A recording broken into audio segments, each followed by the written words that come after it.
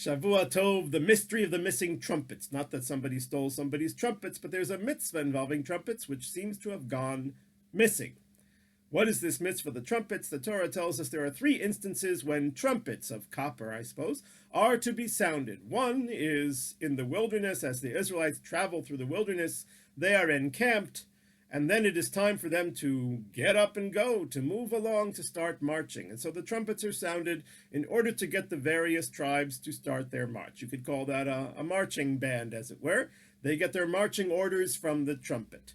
That, of course, is really no longer relevant since that journey was completed long ago. But there are 2 other instances in which the trumpets were to be sounded. Instance number 2 is when an enemy comes into your land and there is a war that you must fight. You sound the trumpets before the Lord. The Lord will remember you and will save you.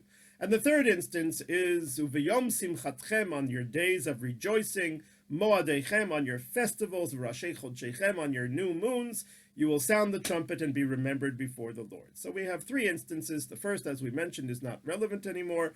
The second is because if there's a war or a fight, and well, these kind of things happen. I think we just had one a couple of weeks ago.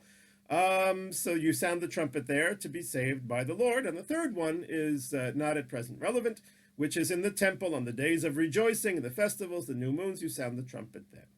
Now that 3rd verse, let's look at that one first. That 3rd verse implies, or says, not implies, it says it straight out, that the trumpets are sounded in the temple on special days only, not every day. And yet, we find in the Talmud that the trumpets were sounded every day. So many rabbis say that this is only rabbinically, that the rabbis made a rabbinical enactment that we should sound the trumpets every day. But there is one opinion, at least, the opinion of the Chinuch, who was a medieval scholar, and he says that no, the commandment really is every single day, and don't pay attention to the man behind that curtain. Don't pay attention to the verse that just says on your days of rejoicing and your festivals. It's really every day. And he brings we call it a yalfuta, a learning out, and a exegetical method to arrive at that conclusion. With all due respect to that opinion, how do we explain when the verse says on your special days, your festivals, your new moons, and here we say we're doing it every single day? Isn't that adding on to the mitzvah? Isn't that not what the Bible is saying? So how do we get there? Forget the technical reasons, just on a more basic, fundamental level, what is the meaning of this change? How do we explain it? What is the purpose?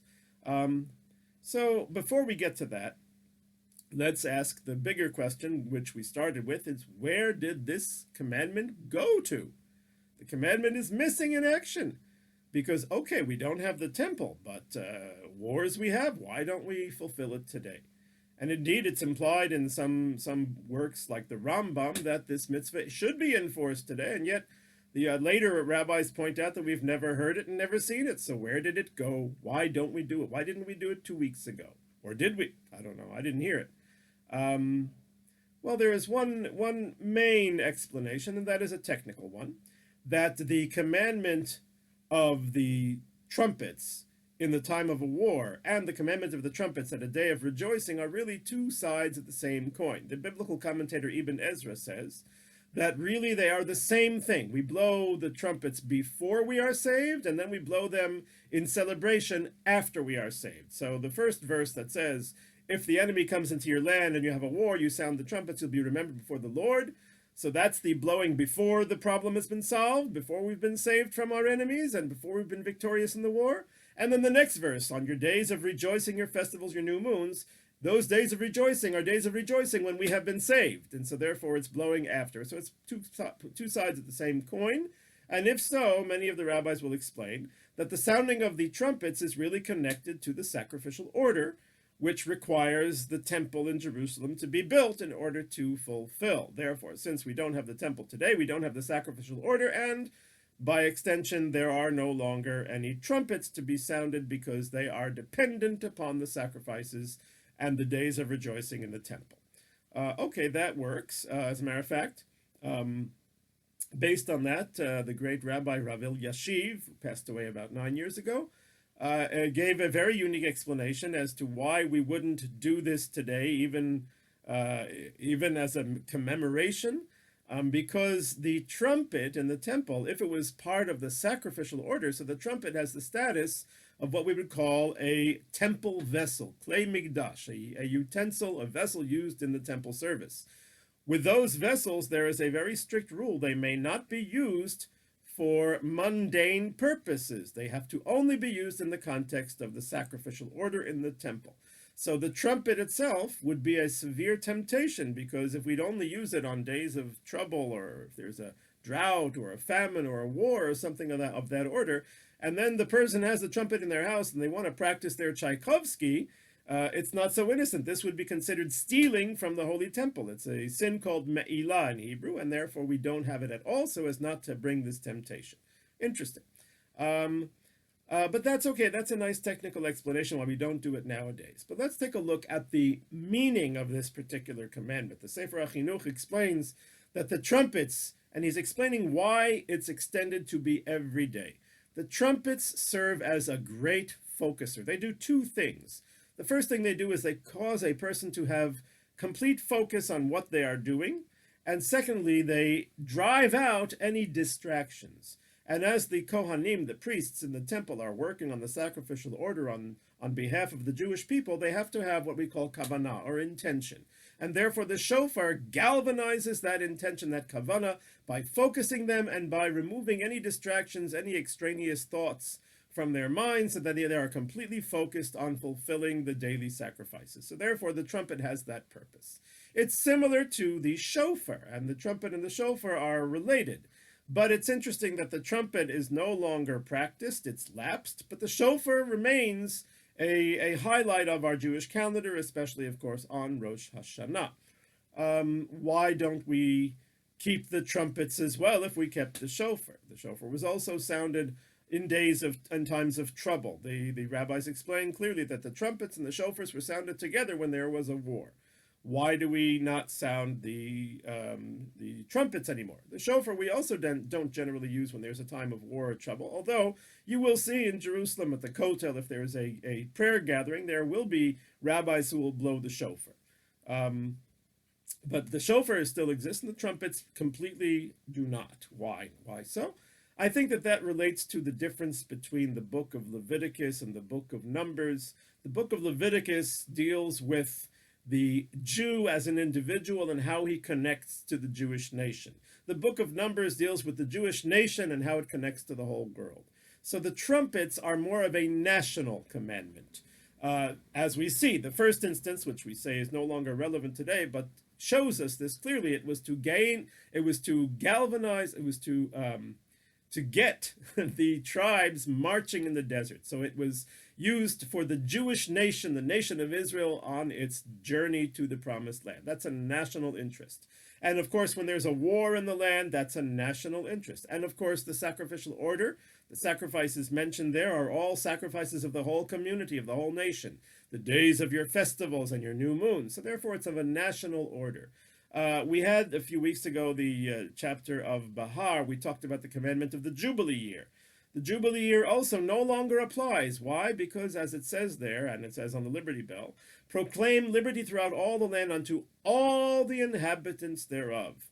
And the rabbis say, if all of the inhabitants are in the land, meaning if the entire Jewish nation, all 12 tribes are in their inheritance, then we have the Jubilee year. If even one tribe is missing, the Jubilee year ceases to exist. And I believe the same holds true for the trumpets. If the entire Jewish people, because the trumpets being a national commandment, they require the entire Jewish people to be a united people in their land in complete presence. And if they're not, then if we're still in exile, so then the trumpets don't really apply. But the shofar is an individual commandment.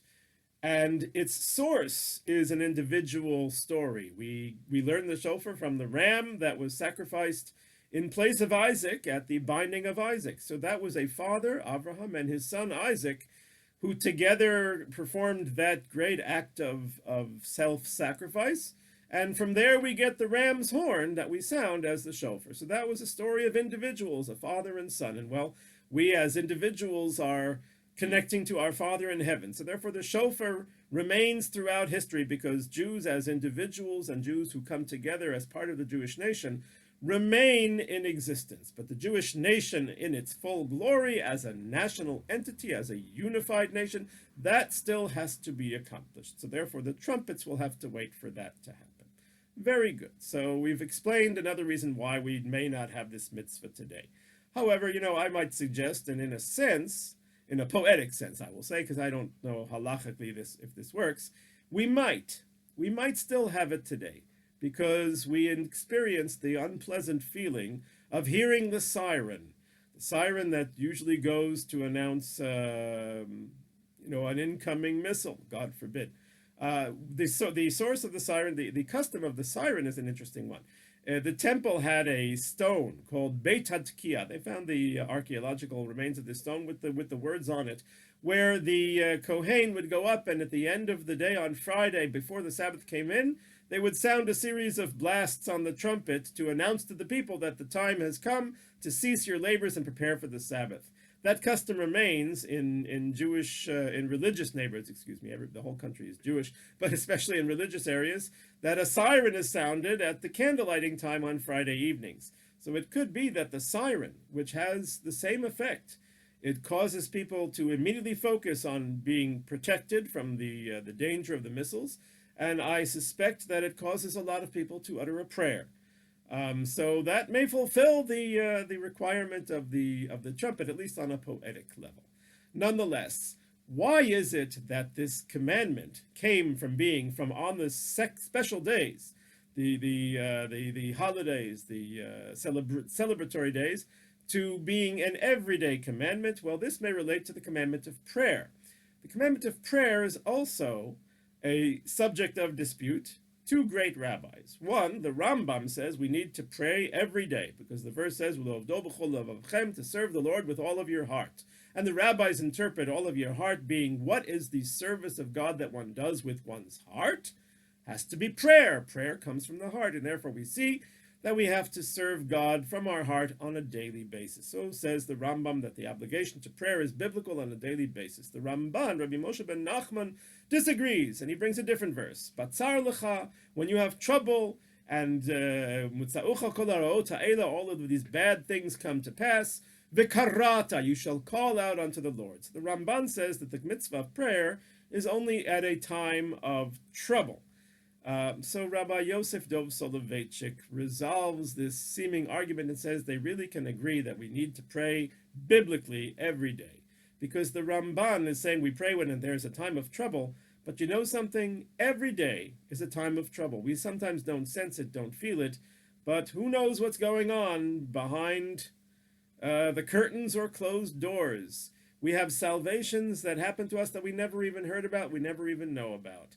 So every day, in a sense, is a time of trouble. And if I were to borrow from the Ibn Ezra, I could say every day should also be, if not a time of trouble, then a time of celebration of having been saved from trouble. So every day has a significance of needing the focus of the chatzotzah, of the trumpet. Now the Rambam says that if the nation is faced with a difficult time, and they do not have a public fast, and they do not sound the trumpets, that is cruelty. Obviously today, if we can't do it, we can't do it the way they did it back then. But why is it cruelty to the Rambam? Because the Rambam says something very powerful and very important. That is that even the troubles that come, they are from God. They are teaching us that it is time for us to straighten our ways. And therefore, if a person ignores that and doesn't react by sounding the trumpets, sounding the shofar, having the fast, saying the prayers, if a person just says, well, it's random troubles, well, that's cruelty, because they are missing out on the opportunity to achieve mercy, and the trouble will not go away. The trouble goes away when the people react to it and change their path, change their behavior. And that is the merciful way. A story is told about the famous Rabbi Noach Weinberg of Eish HaTorah, who once was talking to a Jewish person, and he was trying to convince this person to join the yeshiva and to become observant. And the person said, I don't need to join the yeshiva. I don't need to become observant. I and God have a great relationship. He performs open miracles for me. Really, said Rabbi Weinberg, tell me. So the man says, I was riding on my motorcycle on a mountain road. There was a sheer drop on the side, and a truck comes in the opposite direction. He's not in his lane, and I had to swerve to avoid getting hit head on, and my motorcycle went off the side of the road down the cliff, but I was caught on a tree branch, saved without a scratch. Wow. Rabbi Noach Weinberg said, that's really impressive. I see that God does miracles for you, but tell me, who sent the truck in the first place? Well, that's what the Rambam is saying. So the sounding of the trumpet, the sounding of the shofar, the prayer, recognizes that even the challenges should not cause us depression and despair, but rather, in a sense, joy, because they show that God cares about us and he's sending us a message to straighten our path, and therefore, if we do it, we will indeed merit Yeshua, merit salvation. And may the time come when we hear the shofar and the trumpets sounding on the days of rejoicing, the celebrations, the festivals in the rebuilt temple. Shavuot Tov.